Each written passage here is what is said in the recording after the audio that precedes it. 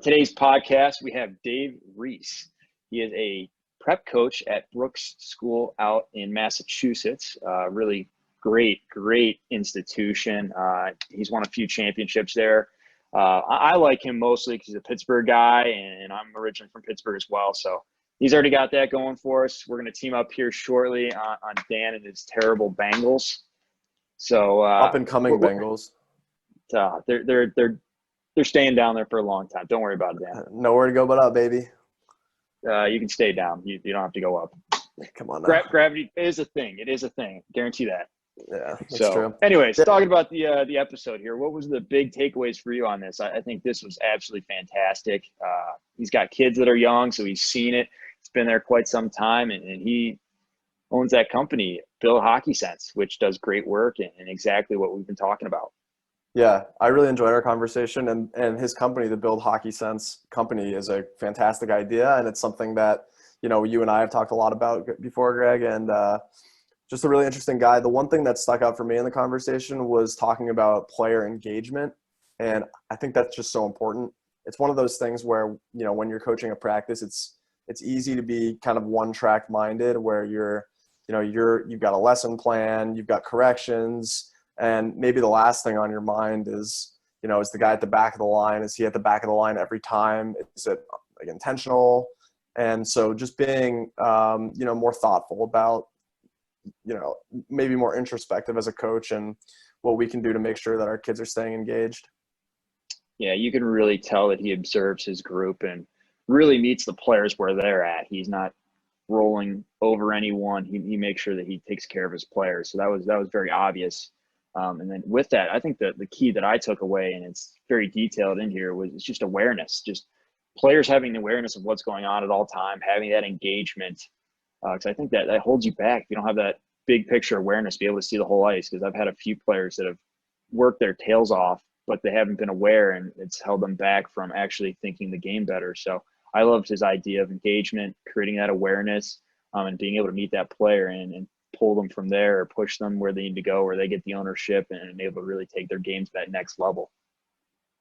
So without further ado, I think it's going to be a great conversation. You're going to love it, and you're definitely going to want to share it. Here we go. Dave Ries.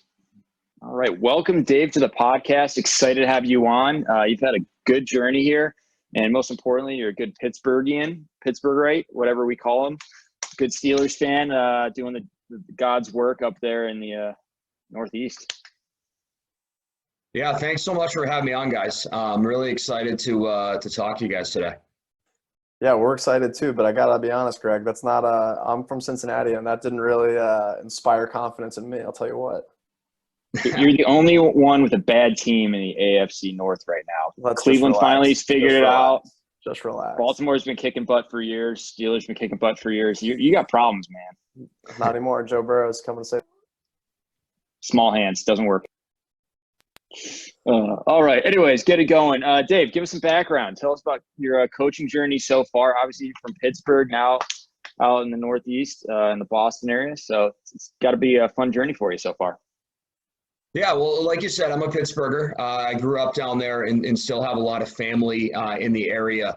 I actually kind of got a late start in the game of hockey. I didn't start skating until I was about 10 and playing until I was about 11. It was during that first Stanley Cup dominance era that the Penguins had with Lemieux and Yager and Stevens and guys like that. And I just got hooked on it right away.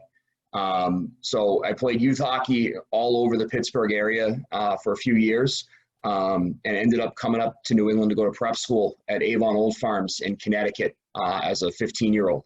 And, I guess you could say I had an unspectacular playing career. One of my coaches at Avon told me that I skated like I had a piano on my back. But, I just loved the game. I loved going to the rink and hanging out with the guys. And I loved the whole process. I loved, practice, shooting pucks, working out, kind of the whole deal. And so it just has always been a big part of things. After that, I went to Holy Cross. And when I was finishing college, I was trying to figure out what the heck I wanted to do with my life. At one point, I actually was thinking about going to law school and ended up taking a job back at Avon teaching and coaching for a couple of years. And that really is what set me on the path that I'm on now. from there, I moved up to this area. My now wife grew up 10 minutes from where we live. Started grad school at Tufts University and ended up helping to coach the team there for 2 years in the NESCAC, which is a fun Division III league. And then ended up taking over at Brooks in the summer of 2006. And I've been here ever since, coaching prep school hockey and coaching youth hockey in the area, and now coaching my own kids teams too. So it's been a blast. That's awesome. Avon Old Farms. That's where Cam Atkinson played. That's like a local claim to fame here. Oh yeah. That's quite the impressive, going from playing at 10, 11 to playing prep school hockey. That's quite impressive. So your kids, you coach your kids teams also. So how old are they, and what age do you prefer coaching, between like that and prep? Obviously it's totally different, I'm sure. Oh yeah. Yeah. Well, I have 3 kids that play. My youngest is 5 and she's just starting out this year. I have a son who's 8 and a daughter who's 10.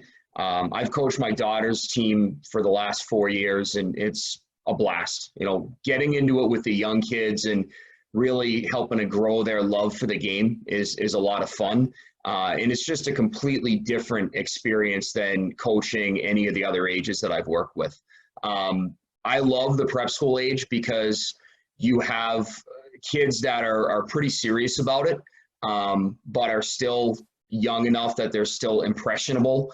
And so it's a nice mix of that. But really it's, coaching is great no matter what the age is. It's just what you're focusing on and how you handle it's a little bit differently with the different age groups. That's awesome. I've got some high schoolers and college. I'm on the older spectrum like you, but I'm curious to hear maybe your experience with the young ones, or maybe what age do we kind of start training hockey sense, or how do you go about doing that with the younger ones compared to the older ones? Well, I think that to some degree you have to start training hockey sense as soon as they can skate and handle a puck well enough to start to try to play the game. Obviously, what you're going to do with those younger kids is a little bit different than what you do with maybe peewee or bantam age kids, which is where you can really, really start to have growth in that area, and then even older. But, with the younger kids, it's just getting into the basic concepts of what it means to get open and what it means to find open space when you have the puck or when you don't have the puck and things like that. And then kind of getting into the idea of support, whether it's with the puck or without the puck. And so even with the U8, U10, you can really start a little bit into that stuff. And if you use the drills and small area games that can emphasize it the right way, you build a little bit of a foundation for it. But really when you get to, peewee, bantam age kids, when they have a pretty solid skill base, that's when you can really, really start to get into it with the kids. And so that's where the Hockey Sense program that I started a few years ago, that's where our entry point into that is 12, 13, 14-year-old kids, because that's when you can really start to really grow their hockey sense and then set them on a good path for midget or prep school or junior or, whatever the next step is. That's awesome. And for our listeners who, maybe don't know a whole lot, can you just walk us through your process starting this Hockey Sense LLC company? Really impressive group of coaches. And, I've looked a lot at the website, and it's a great concept. And, it's kind of, it's the exact same concept that we're talking about. So I'm just curious, like, how you got started in that and maybe what that journey's been like. It's been a lot of fun. It started about 3 years ago, and I had been toying with it in the back of my mind for a while. As a prep school coach, you get invited out to run practices for different teams in your area whose kids might be looking at your school. You get the chance to do a lot of camps and stuff during the summer with kids in that peewee bantam age group. And some of the things we would try to do out there to get the kids to understand different concepts within Hockey Sense seemed to really start to resonate with them. And so I ended up with a group of about 20 kids in the 04, 05 birth years that we started with. We did just once a week so that it wasn't getting in the way of, their skill development coaching or whatever else they're doing during the summer. And it just grew from there. Last summer, we tripled in size and started to add older age groups. And then this summer, once we got through the COVID pandemic, we got our groups going up here, and we also expanded it down with the help of a friend of mine Rob Gagnon, who coached at Cushing Academy for about 10 years and is now coaching split season midget teams down in Connecticut, we started 2 groups down there. And so it's been a lot of fun building the on ice part of it. We use video with that pretty much every session that we do. And then as we got into the quarantine for COVID this year, that's when we started adding the hockey hangouts online, where we get a group of kids on a Zoom, review a little bit of video, and that really was great because that got them talking about what they saw. You'd hear one kid would see a play one way, and another kid would see a play another way. They could start going back and forth on it, and I think by the end of it, the whole group really picked something up from it. So that's kind of how it's grown. You know, for next summer, we're looking at continuing to make it a little bit bigger, but you know, we want to make sure that as we do that the kids are getting the experience that we want them to have from it. That's wonderful. And I got to sit in on a few of those, and it was really cool seeing the kids kind of go back and forth, and even just the coaches that were on there, what they saw compared to your own eyes, completely different sometimes, which was great. It was only it was a great way for me to learn, not just the kids. So I think it was good for everyone involved. Curious to kind of see what an on-ice session looks like for you. What does a hockey IQ practice, a hockey IQ session look like? Well, it really starts long before we get to the rink. And going into the summer, we know that we have 8 or 10 weeks, whatever it is with the kids. We start with some of the basic building blocks early on and then add complexity from there. So typically we'll get the kids to the rink early. This year we had to do it with YouTube videos because of quarantine. But we'll get the kids to the rink a little bit early.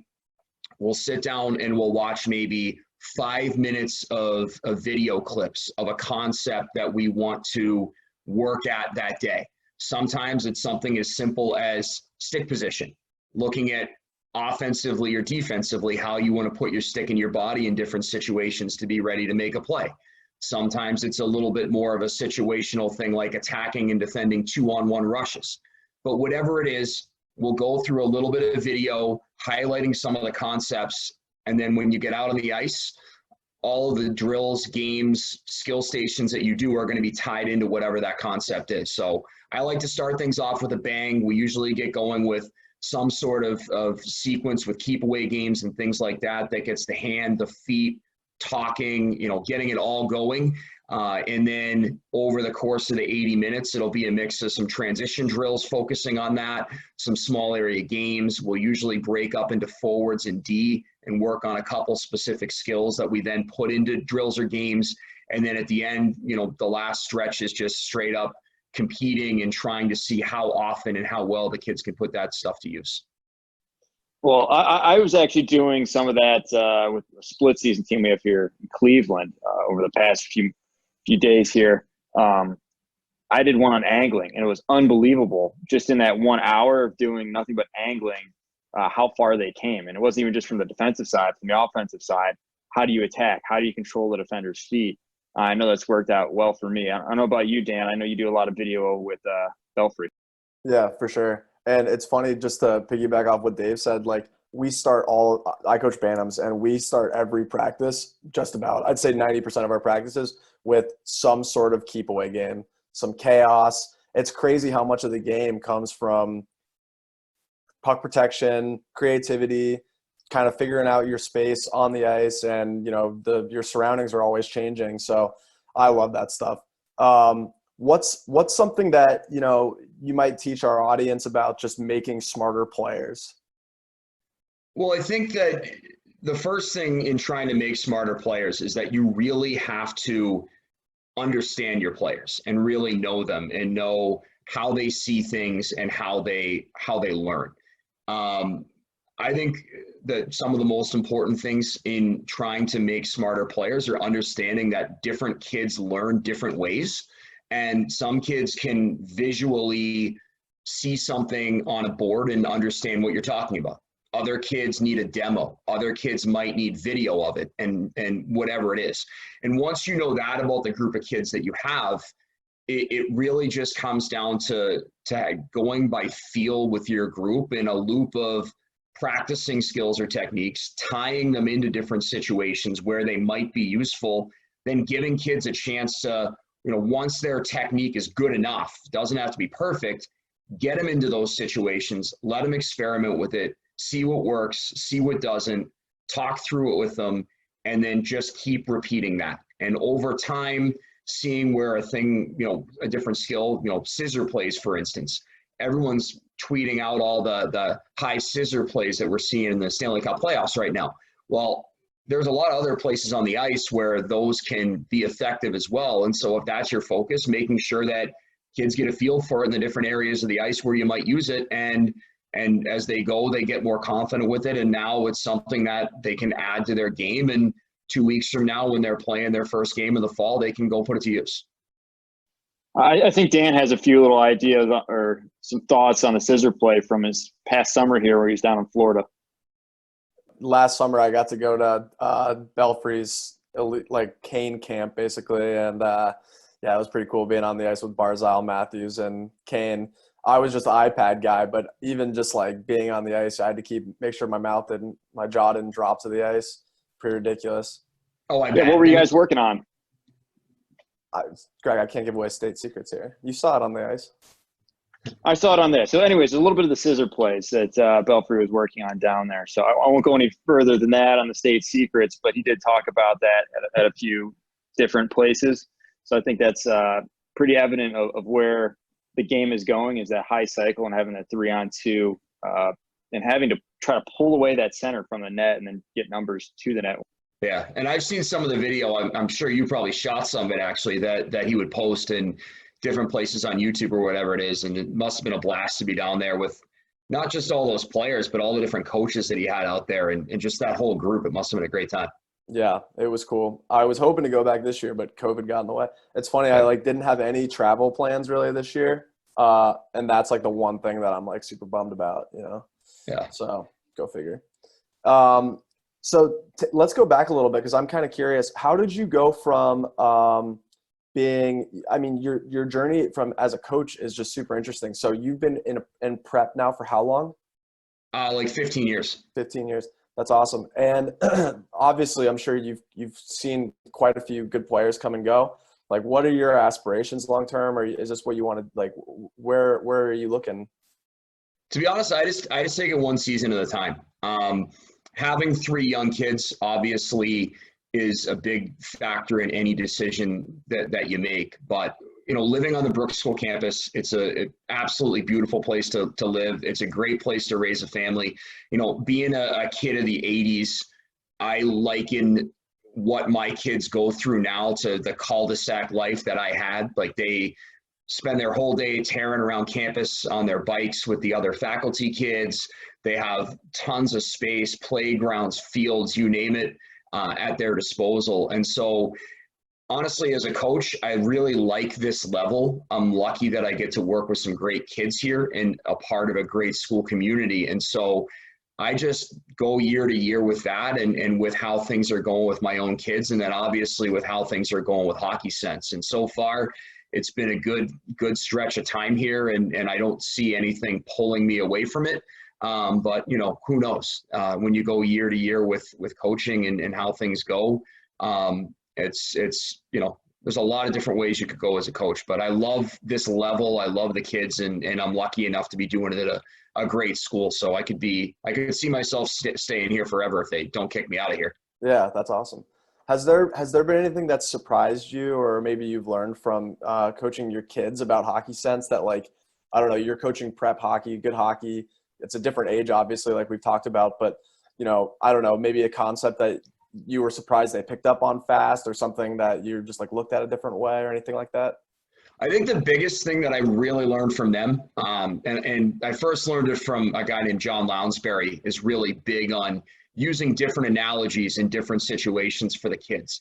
And I've in the past used those from time to time with the older kids, but seeing how that makes it so much easier for young kids to pick up different things.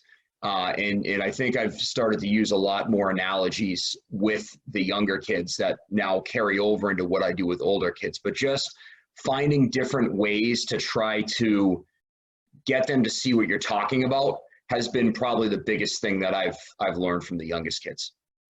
That's wonderful. I have some phrases for my college kids I can't use with my younger kids. So totally understand that. You got to figure out different analogies that work for different age groups. And I know even just generation going down 10, 20 years, I can't make the same references. It's a whole different playing field there. So I'm kind of curious on what other ways you kind of help those kids retain what you're teaching. So it's such good stuff. Like how it's not enough to know it. It's how do we transfer it, and maybe some of the tools, the trades you have there.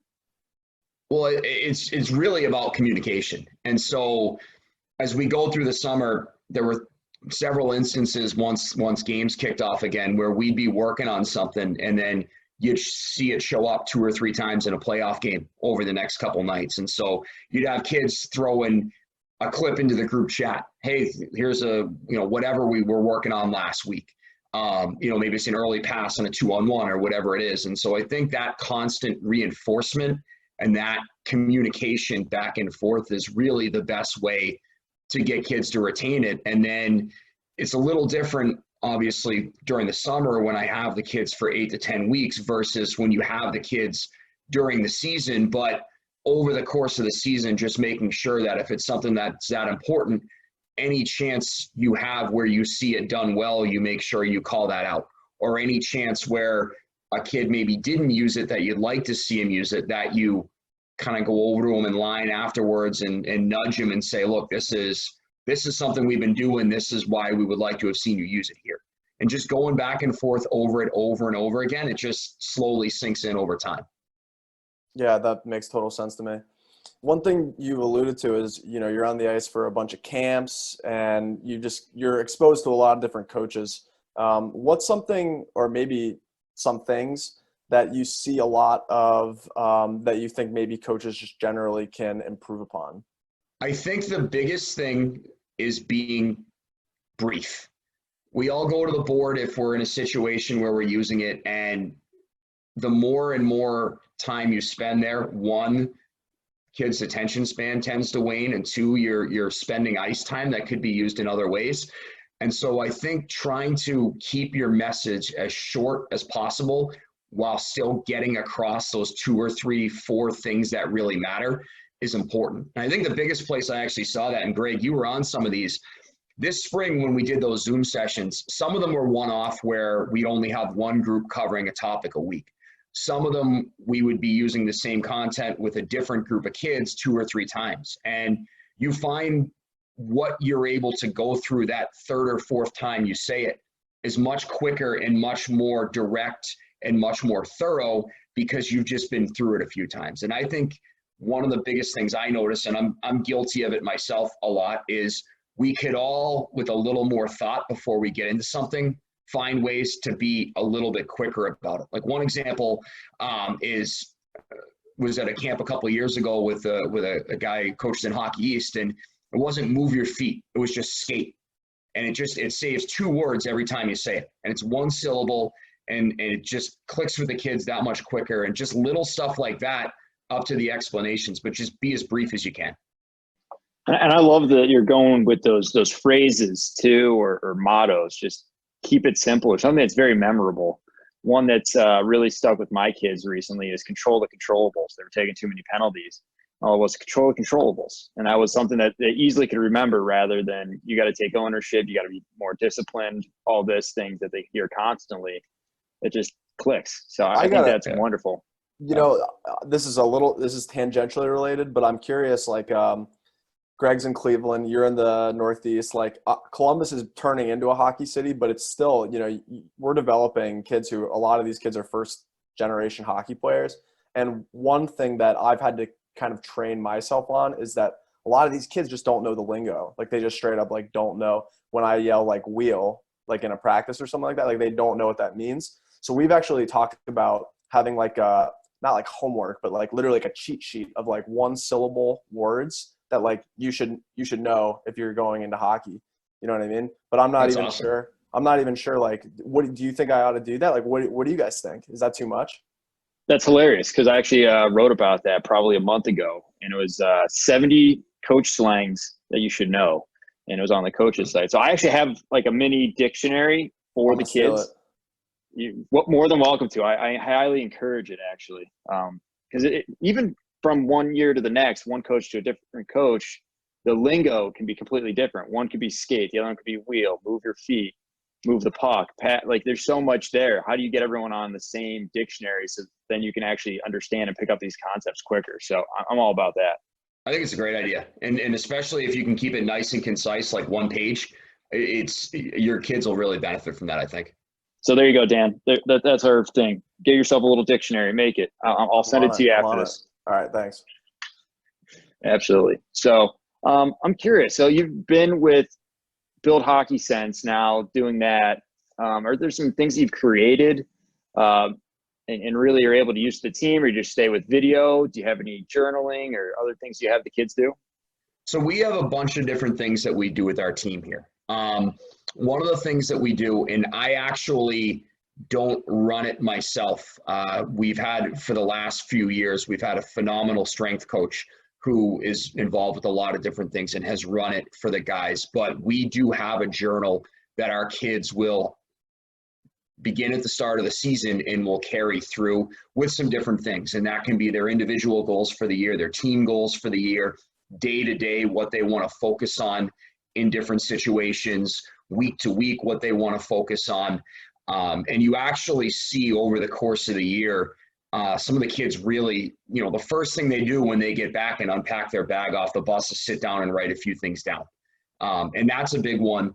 We also do, now it's more PDFs that I put in group chats or things like that, but we do a lot of handouts throughout the year that we try to keep a little bit shorter and put out there a little bit more frequently, the old John Wooden mantra, as opposed to handing out a big manual at the start of the year. And then we do a lot with video. So it is a mix of a lot of different types of communication with the kids, but it all fits back to what we're trying to do and what we're trying to get across to them as a group. That's excellent. I actually do a quiz. So I do like a hockey IQ session. I have it right here. So I've got some kids that give me this whole paper when I quiz them on it with great responses. And I have this kid, 2 lines. Guess which one retained more, right? The one that actually took the notes and was able to go back to it and see it 2-3 times. So I don't know. I like my handwriting. So I actually have the kids write things out.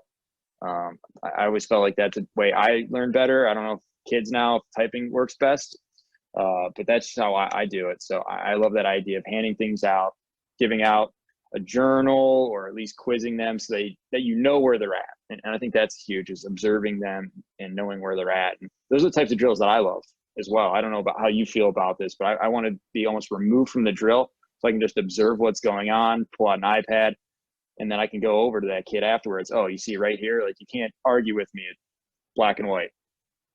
Yeah, I think, over the course of a season, when you have a group, you can kind of see that progress. There might be a drill or a game that, as the start of the year, as a coach, you've really got to kind of manage it to get them to understand what you want to do and how you want them to play. And then by the end, it might even be, it might be a small area game where there's not even whistles. The kids are changing on their own as they start to see that, 25, 30 second mark, whatever it is. And so the more that kids run the show, I guess you could say, I feel like the better you can step back from it, observe things, and be able to go line to line in the middle of things and talk to the kids about what they're seeing and what maybe you would like to see out of them during it. It's definitely subscribe to that approach. Yeah, that's awesome. I mean, is there any favorite drills, activities you have kids to do to kind of get in that mode and start to ask questions and take ownership of their own game? There's definitely some games over the course of the season where, and the concept can be whatever you're focusing on them. But one of the things, if you play a game for 12 minutes, you might stop it in the middle for a minute or two. And usually coach grabs the kids, starts ABC, whatever it is, back you go and play. If you don't do that, if you stop it and have, all right, Light, you're over here, talk amongst yourselves about what you want to change, what you want to keep going with. Dark, over there, the same thing. And then have a coach standing with or behind each group, just observing what they're saying. And then if you need to maybe prompt them a little bit here or there, you can. I think things like that can really help the kids to get going with that. And the more creative leeway they have with it, and the more they're sort of driving that talk or driving how they want to play that game, the more ownership they're going to get from it. That's awesome. I need to do more of that. I feel like I'm usually prompting a lot of the conversations. I don't know, when it gets to games, I do make sure that they're debriefing when they get off the ice and then preparing for when they're off and trying to get that conversation on the bench. But I don't think I do enough in practice. Now that you're mentioning it, that's awesome. You do things in games as well, or try to have them have those conversations, or sit them next to each other in locker rooms? They're almost forced to talk with each other.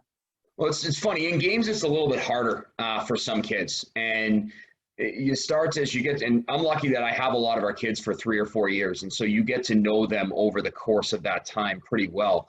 And some kids come back to the bench, grab a swig of water, and they're right at it with their line mates, you know, going through everything that happened, everything that they want to do again. Other kids need way more time and just can't really do that as much during the game on the bench. And so kind of goes back to knowing the kids that you're working with really well, and knowing which kids you can ask a question to in the middle of a game and you're going to get what you want to out of that conversation, versus the kid who maybe isn't as open shift to shift like that, and you need to say, hey, this is what I need to see here. And then with that kid, that conversation maybe happens the next day before practice, looking at a little of the video or something like that. Because, as you know, we all know, we're all different. Kids are all different. Some kids in that moment can really start going back and forth and have that conversation. And for other kids, it's just they've got to be ready for the next time that they go out, and they can only take small snippets between shifts. No, that's a great point. That really is. And with the differences in the kids, are there some maybe traits that are common to players you've seen really take their game to the next level and really be able to learn a lot of these concepts, and they have something, or they do something that's different than just the average person that lets them excel? I think the biggest thing that I would say is seeing kids that are really engaged. And a lot of the smartest players that I've had the chance to work with, whether it be in the summer or at Brooks, wherever it is, you know, as an example, some guys are on the bench and like you said, they're having those conversations, but they're watching what's going on in the ice.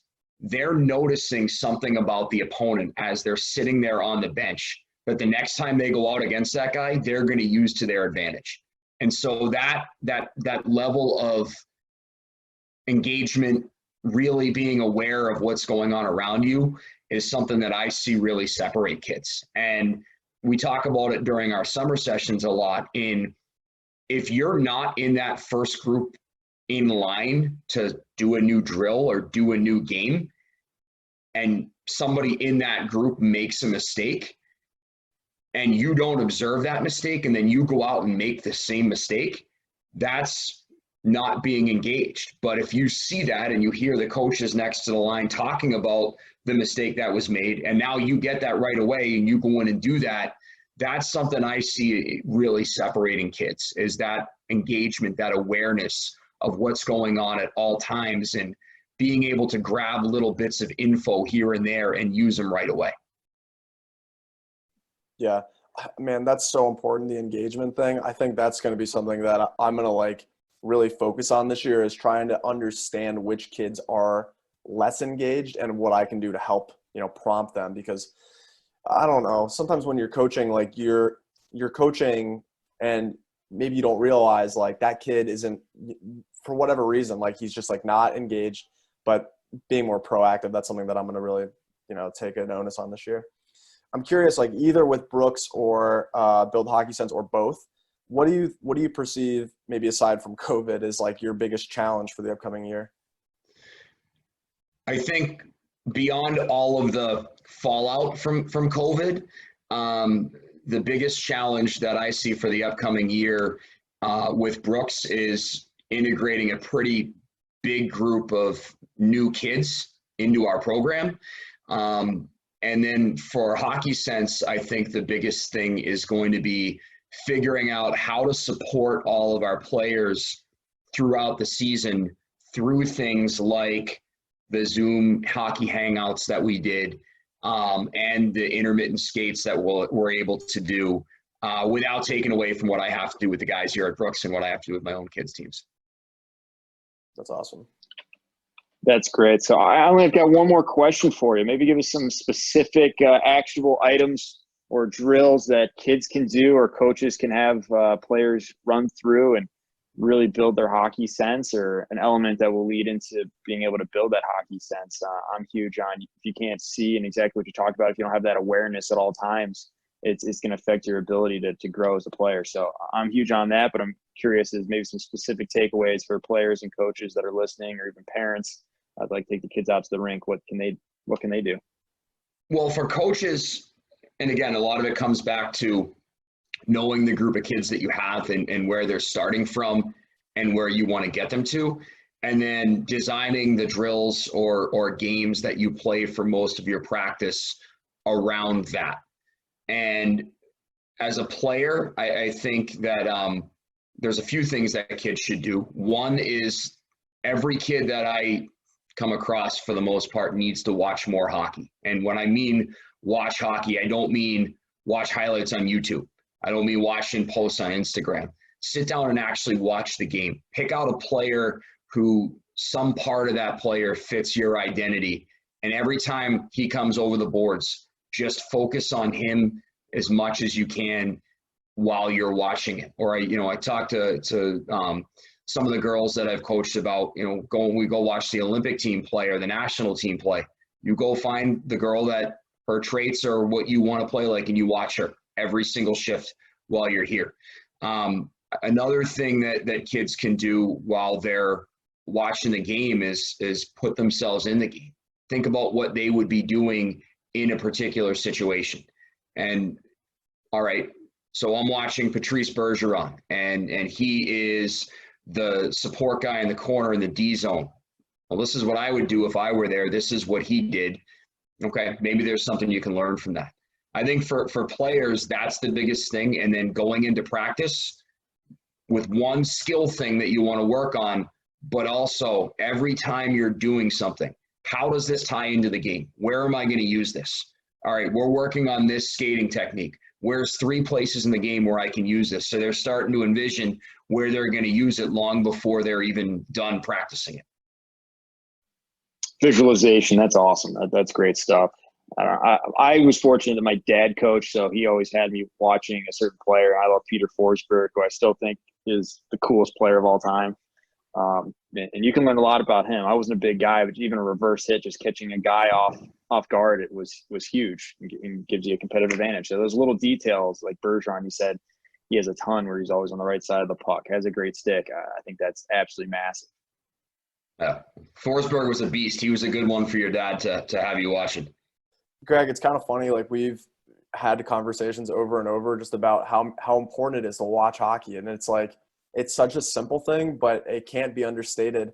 And I just wonder if this generation, or whatever generations plural now, like, there's just so many competing interests and devices and whatever. But Dave, I'm totally with you on that.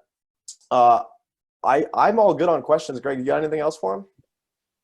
I just got one comment, and then I'm going to open the floor up for you here. I actually had a mite. I was doing a mite tryout for the local youth organization, and he was trying things that were unbelievably creative. He was literally trying to pull a puck up on a breakaway between his legs and do the lacrosse move of spinorama. Like, I'm going up just like, this might be the coolest mite I've ever seen. Like, where did you find this stuff? He's like, oh, I watch YouTube highlights. So exactly what you're saying. Highlights, but he never actually watches any games. Yeah. Well, I mean, there's a place for watching highlights, because you're going to see stuff and pick up stuff there too. You watch enough highlights of Connor McDavid, you're going to see those little habits that he's got that show up over and over again. But if you really want to be well-rounded, then yeah, you got to do a lot more than just watching the highlights. We had a very successful girls coach here who just retired from coaching this past spring, and at her previous school, she had an old VCR back in that era. And every day before practice, she would just go in and put a tape on of just a game for the girls to watch. And that was on in the locker room every single day before they went in for practice. And so it's almost, not forcing them to watch it, but it's hard to turn away from when it's already on when you walk in, right? That's right. Path of least resistance. I love that. Yeah. Yeah. That's hilarious. My dad actually, back in the late 80s, before I was even born, used to VHS all of the Penguins games. So I saw games from 1988, get your Miller High Life and Iron City beers, and And a watching lot of those. Lemieux highlights. Robbie Brown was my favorite back in that day. I mean, Lemieux's everyone's favorite. Beyond that, I loved Rob Brown. He always came across the net and he would shoot back the other way, and the goalies never could stop it. It was I was amazed. A guy, not that he wasn't talented, but had that many goals. And then I realized that he played with Lemieux, so a lot more space out there for him. Yeah, that helps. So, all right, this has been a great conversation here. Really glad that you came on. I know I've followed your work for a long time now and had similar ideas around hockey IQ. So, thanks again for coming on. But these last few minutes, 2 minutes, we're going to give you the whole floor. Talk about anything and everything you want. Well, first, thanks again, guys, for having me. This has been a great time. Obviously, we've interacted online a little bit, and we're on the same page with a lot of the hockey IQ stuff, and it's fun to sit down face to face and do this. And I think, the one thing that while you're putting together the Hockey Sense program or whatever it is that you guys are doing with your teams, that came back into my mind, and I can't remember who said it, but when I was going through a coaching clinic, one of those first few years that I was coaching, somebody got up and said, kids don't get up and say, I'm going to go to the rink and work hockey today. They say, I'm going to go to the rink and play hockey today. So whatever we do, whatever drill, game, before practice, anything around the kids in the rink, we got to remember that at the end of the day, it's a game that we all love, and it's got to be fun, and it's got to be competitive, and it's got to be positive. And if we can find ways to do that, and if our players love the game more when they walk away from our teams at the end of a season than they did when they got there, then it's been a pretty good year. And so I think that's something that I try to remind myself of as much as I can, and hopefully everyone else does too. Beautifully said. That's all. Got to have fun. Got to be cracking up. I do jokes on the bench, really bad dad jokes. They make fun of me. It's camaraderie for them, team building. That's awesome. Thanks again, Dave, and best of luck this upcoming year, and we'll talk to you soon. Thanks a lot, guys. It's been fun. Thank you for tuning into the Hockey IQ podcast. We are Hockey's Arsenal, Greg Revac and Dan Dukart. Together, we've come together to create a platform and a community to expand our hockey intelligence, hockey IQ, whatever you want to call it. We're very passionate about seeing this game played smarter and better and continue to develop itself to the next level and staying on the cutting edge of things. So you can find us at Hockey's Arsenal on Facebook, Twitter, and YouTube. We're also at hockeysarsenal.com. From there, you can find some resources and some options to work with us. We're excited to continue this. If you enjoyed this episode, please like, subscribe, follow, and share. You can also join up for our newsletter as well, where we're going to tackle anything Hockey IQ related. So we're excited to have everyone here and continue to build.